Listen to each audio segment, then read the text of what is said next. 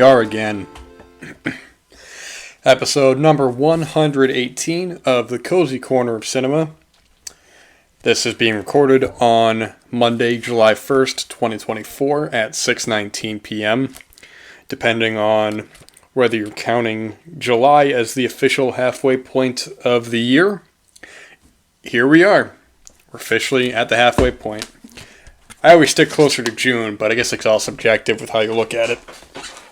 Ultimately, it doesn't really matter, but as I've said the last couple times, it's good to put the year in perspective. Not put it behind us, but put it in perspective on what we've watched, what we've read, what we've achieved, what we hope to achieve, what we hope to watch for the rest of the year. There's been plenty of wonderful films that have been seen this year, of course, new release films, and plenty of work has been accomplished, and very satisfyingly can be looked back upon and said, great, man, the time was put into it, and now we can look at the results. But that doesn't mean we're going to stop there. We're going to keep on going.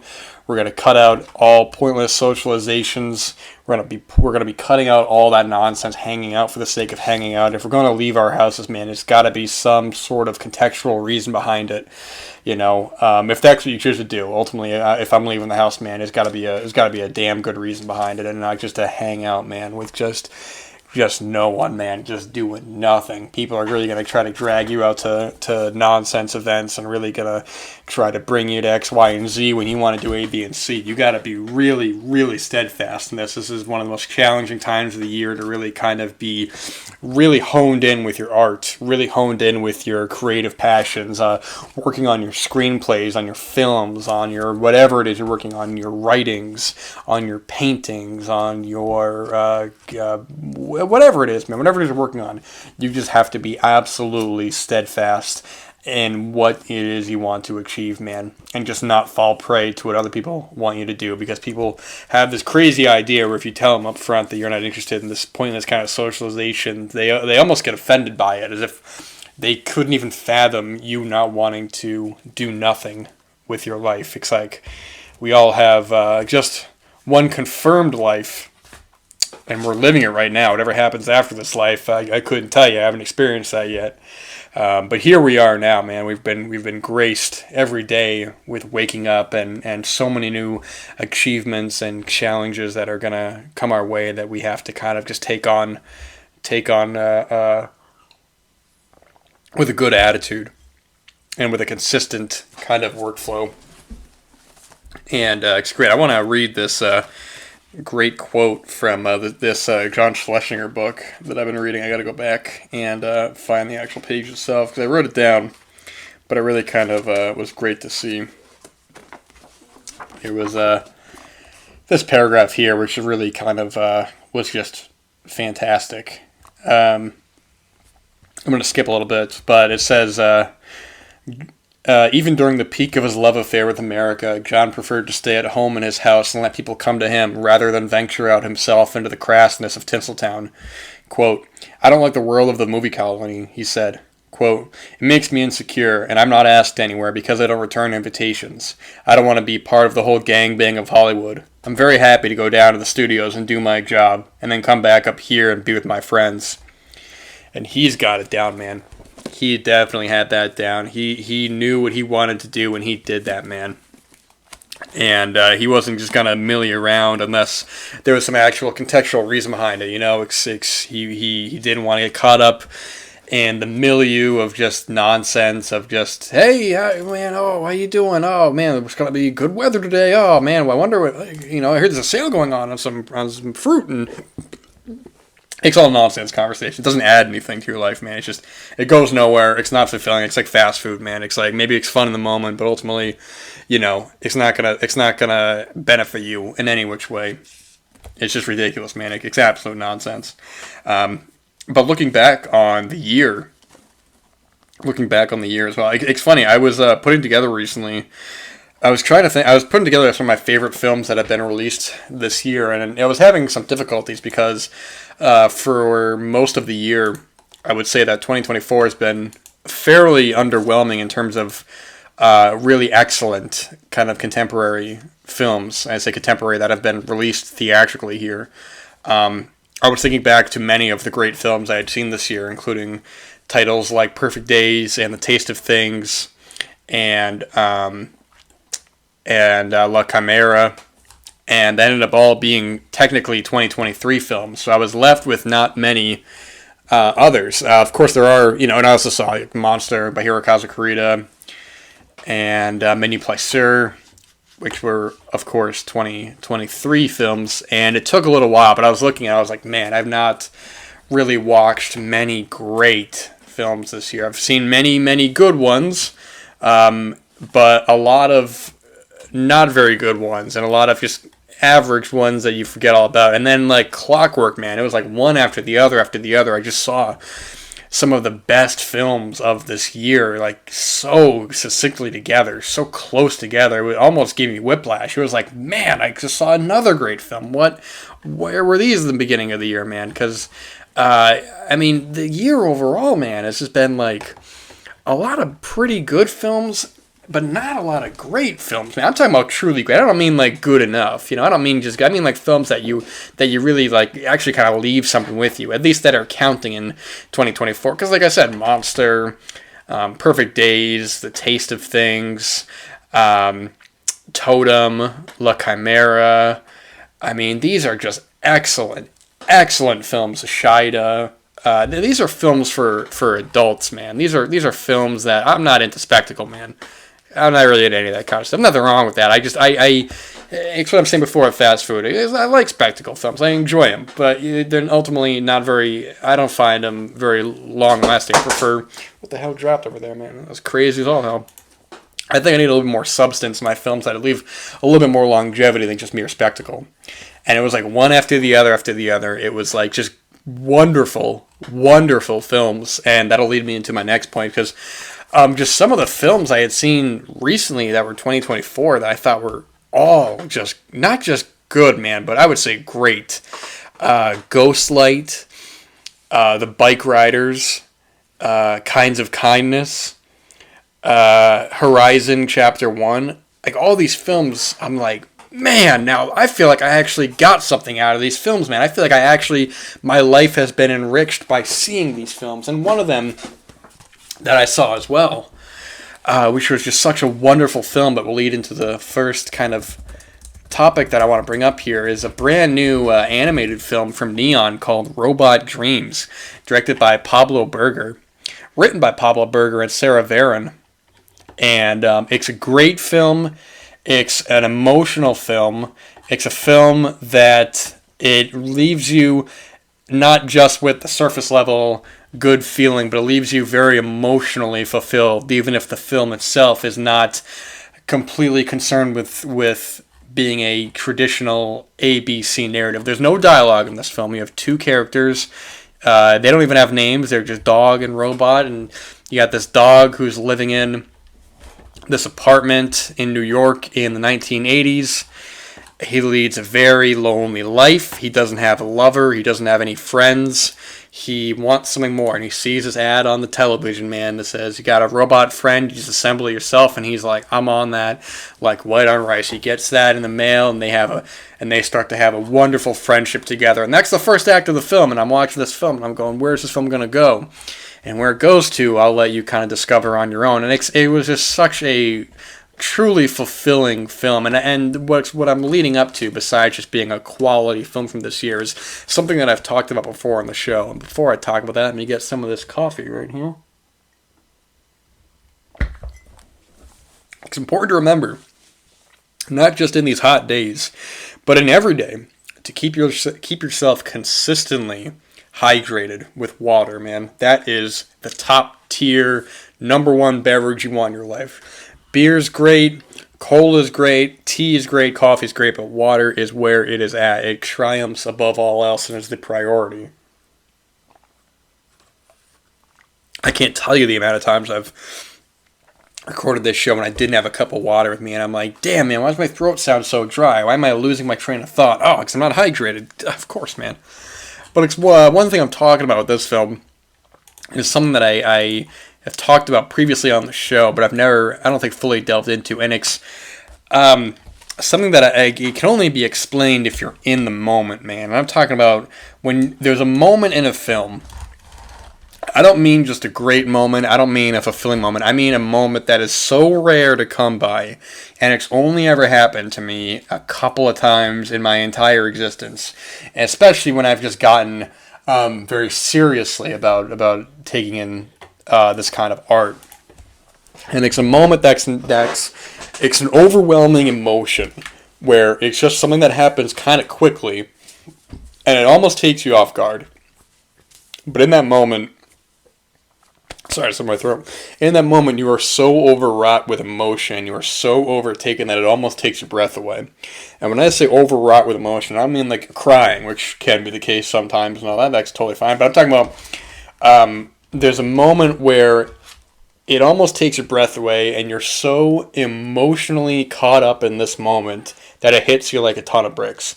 And it doesn't have to be a big moment. It can be just something simple, which I have a few examples right here. But it's one that, of some of these examples that I have, I've seen, actually all of these examples, I've seen more than once. I've seen these films more than once. And in rewatching these, that moment does not hit the same because that first viewing, it is so unexpected with how it affects you in that moment in a way that only a film can. Where all your senses are just there, man. You are just completely one with the film. And it's something that only you can experience for yourself. Because I have some examples here. But what I'm talking about with Robotic Dreams is that there was a moment in this film, and I won't even say it because I guess it could be a spoiler, but it's something that I almost kind of want you just to experience on your own, whether or not that it affects you or not in the same way. You'll have to see for yourself. But it's a moment that happens towards the end of the film, and a lot of the film has been building. And it's something that happens, and I want to be as vague as I can. It's something that happens. It is so quick, and it is so blink and you'll miss it. But I sat there in that theater, and I was so overwrought with emotion, it almost took my damn breath away, man. It was such a knock me in my chest moment that I'm like, wow, this elevated this from being a really good film to being a flat out great film. It was just one single moment alone because I was so emotionally invested in these characters that when this moment hit, it hit like a sledgehammer to the chest and all your ribs crack, man. And in a good way, because through those ribs cracking, a flower comes out. Maybe something out of like a Jodorowsky film or something like that. Remember when they had the flowers in the hands? That was wild as hell, man. And it's only ever happened a couple of times. If it's happened more times than I don't remember. But I was just thinking of some examples of this moment that I'm like, I've experienced this before. And let me get a sip of this coffee here, and then I can talk about that. I try not to have too many moments of silence, because you want to kind of treat it like you're listening to the radio or something. And on the radio, they always want to kind of have noise. But I also don't want to, one, continually pause it because that kind of breaks the flow of things. And two, I don't want to try to drink it too fast because then, you start feeling a funny feeling in your throat and you just don't feel right. But I think back to some examples that I have here of that overwhelming concoction, that truly a lightning in a bottle of emotion. I think of To Kill a Mockingbird. At the end of the film, when all the characters are in Scout's room after she has just been through a traumatic event. And some of these I may not... This one I might be a little bit vague on as well, because it's not even a spoiler, but... Actually, you know what, let me just say it, because, it's not a spoiler, but I think, if... Well, if you haven't seen the film before, maybe skip this, but it doesn't matter anyways. But it's that moment where they look over, and behind the door is Boo Radley, played by Robert Duvall, and it's just a glance that is given over to Scout in a way that is so endearing, and it's a character who has been this idea of one thing, but the fact that he is there. Now you question yourself, well, hey, why is he there? Why is Gregory Peck, why is he not concerned about this? But none of that matters. It breaks the rules of reality because you're so invested in these characters, which is the case of all of these, that it is overwrought with stimulation, and it's a beautiful moment that makes just the hairs on my arm stand even thinking about it. And actually, I want to make a note of something here in terms of something that I may or may not get to later in terms of, and this pen is dead. Oh my gosh! But hey, don't fret. We got plenty of other pens over here. So actually, that one just had enough ink in it, so that's good. Talk about Peter Weir's picnic at Hanging Rock. I've definitely talked about this shot before. When the character, I always forget the actor's name. He's a great actor, man. He was in Wolf Creek. He was the main guy in that. Oh, gosh, but he plays his character. I don't actually know if it was. No, I'm sorry. It wasn't his character. It was the friend's character in Picnic at Hanging Rock. When they're looking for these girls, and he looks over, and Miranda is. He looks over, and all the girls have been missing at this point, but he looks over, and Miranda is just casually standing in the distance through this rock in a surreal, kind of otherworldly moment. He looks away and looks back, and she's gone. It's like, wow, man, it hits you hard. And as well, Taxi Driver. This is an even quicker shot. It's almost the last shot of the film. And it's so quick, so brief, if you blink, you'll literally miss it. It's at the end of the film when a character is looking through a mirror, which, I mean, if you see, people probably already know the ending of the film, but let's just say you haven't, so let me be vague. But a character looks through a mirror, and they adjust the mirror, and the editing is almost like a crack of a whip, where it's like, whoa, man, what the hell was that? And that's just one that didn't even hit hard the first time that I saw it, but then when you think about the context, and you think about the situation that this character is currently in, it hits 1,000 times harder of just something far, far more chilling. And for something more contemporary, Chloe Zhao's brilliant contemporary western, The Rider, from 2018, which, if you remember, made my #1 favorite film of 2018, which I still stand by. I think it's a brilliant film, and I hope that Chloe Zhao will return and make another more personal film like that. She followed that up with the wonderful Nomadland, and I hope that she does another kind of film like that. But I've talked about at the end of that film when the main character in that film, he looks over and he's about to do something that he knows is not a good idea, and he's having doubts about himself. The whole film is about this character his entire life is built around this one thing, but what happens when it has become fatally impossible to do that? And I mean that, where you can do it, but it's going to have most likely fatal consequences, and your environment is all about this one act. What do you do with yourself? What are you left with? And it's that realization in that moment. He looks over and he sees his father and sees his younger sister, who is like 6 or 7, and she just waves at him, and you see his father. And I remember that was one of the moments I was sitting in the theater, and I almost wanted to weep in my seat. It was so quick, and there was no unnecessary score to tell you how to feel in that moment. All these examples, they have this score that.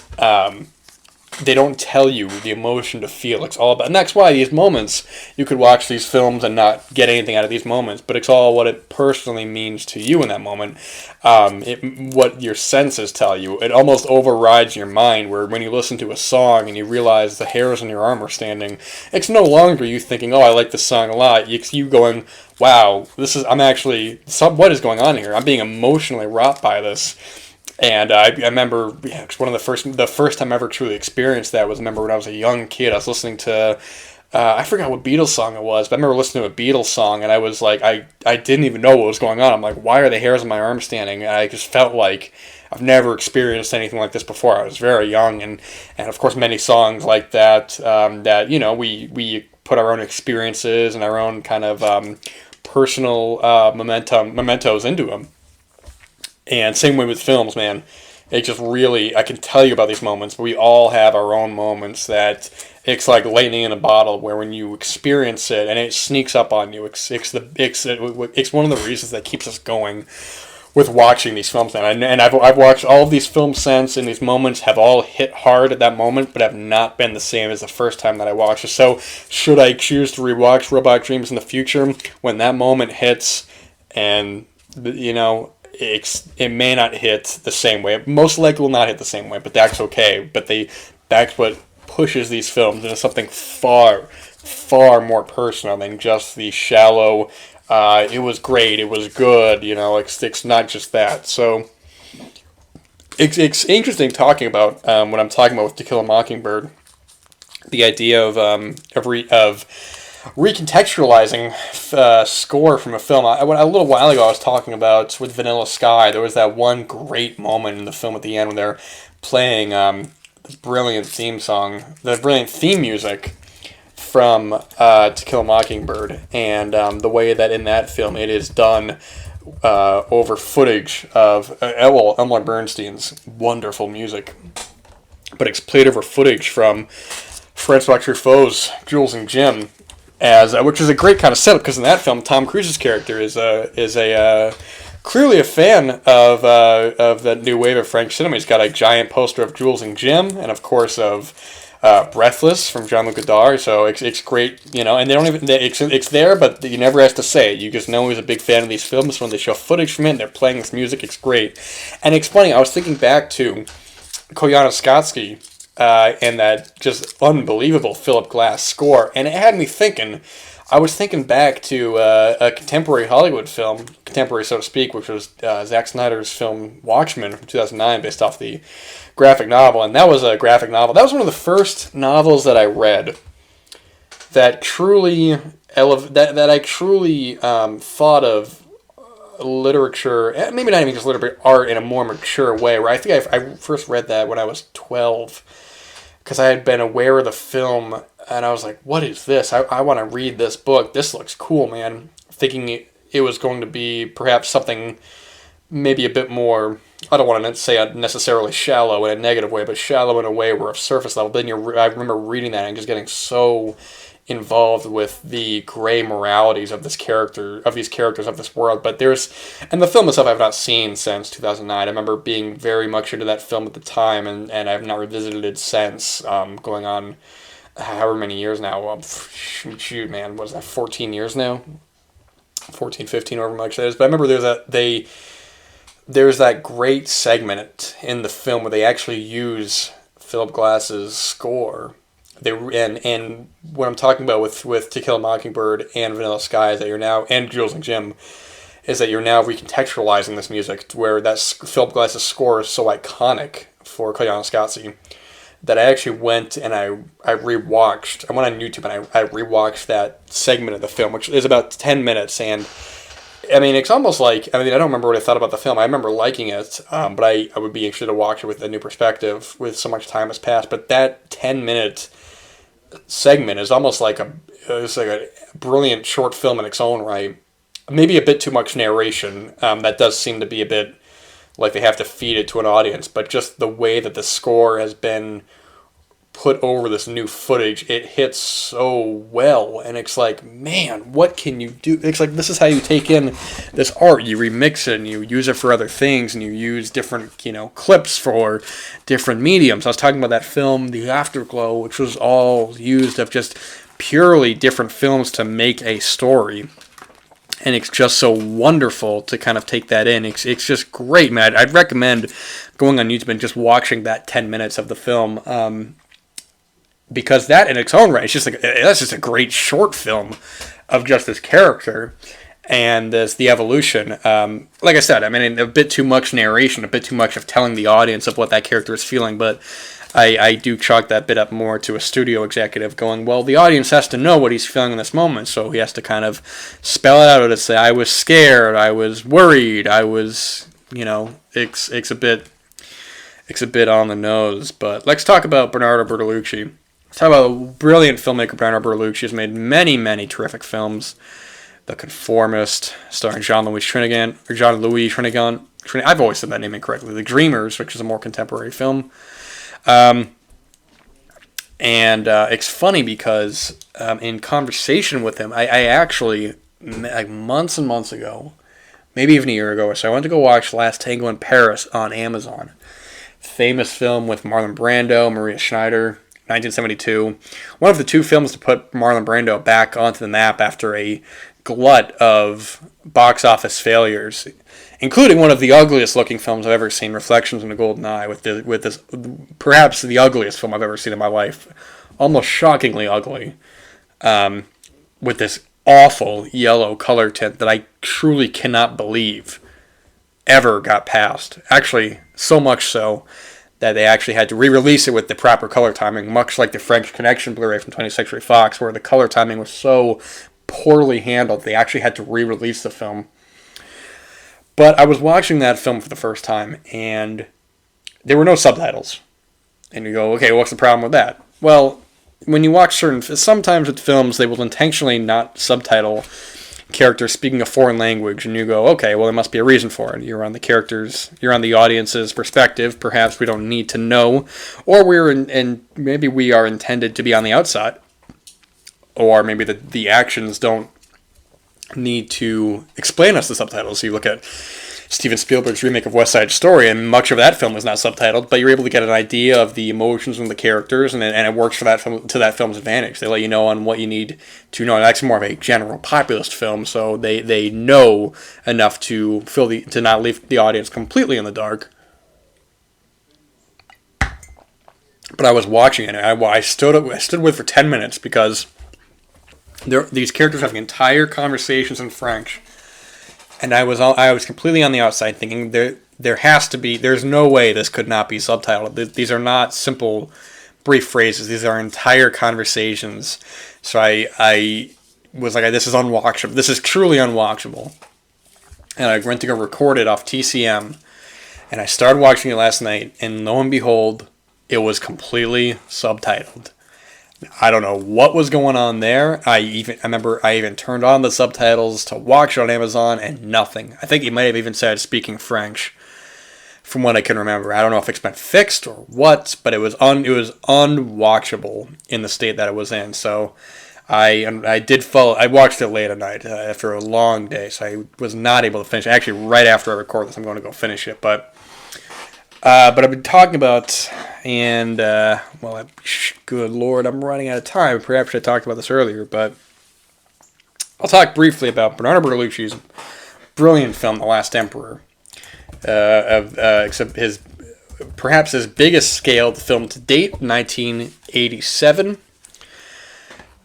which is actually coming to a new 4K from Criterion in August. Now, this currently has a 4K from Arrow Video that will have to be investigated on whether or not the transfer is better on that release or not, because there has been some discrepancies in the past of certain films released by Arrow that have also been released by Criterion in terms of their transfers. But this is a true epic spanning decades of this last era in a Chinese monarch going into the 1900s. So it's this last emperor of this Chinese monarch and the adjustments of time in China, where it's a new regime being taken over. They now have a president. There is now this Western kind of influence being brought into the country. So much so that we have a wonderful performance by Peter O'Toole, who plays a teacher, Reginald, to the new Emperor Puyi, played by multiple different actors. And the way that he goes about his dialect is great as well. I love the way that he talks, the way he teaches, the way he enunciates words. He will say, gentleman. He will say, Scotland. He shows off these American magazines to this kind of isolated sort of regime, isolated community that eventually must come to terms with the rest of the contemporary, at that point, China. And we follow over a span of decades from the early 1900s to the mid-1960s. But time is not on my side, so I'm going to put a footnote in this, and at the next episode, we will talk about it then. So, hey, you guys have a wonderful week. 4th of July is on Thursday. I didn't check my calendar. Oh, embarrassing. Look at that. 4th of July is on Thursday. Have a great 4th of July. God bless. Get some grilling done. Have some cold beverages, whatever that might be. Most importantly, man, Stay focused. Stay focused on your craft, on your art, on whatever it is you need to get done. Don't be brought down by needless socializations if you don't want to. Unless you do want to, then hey, God bless you, man. You've already won at life. Take care, everybody. It's a beautiful, beautiful time.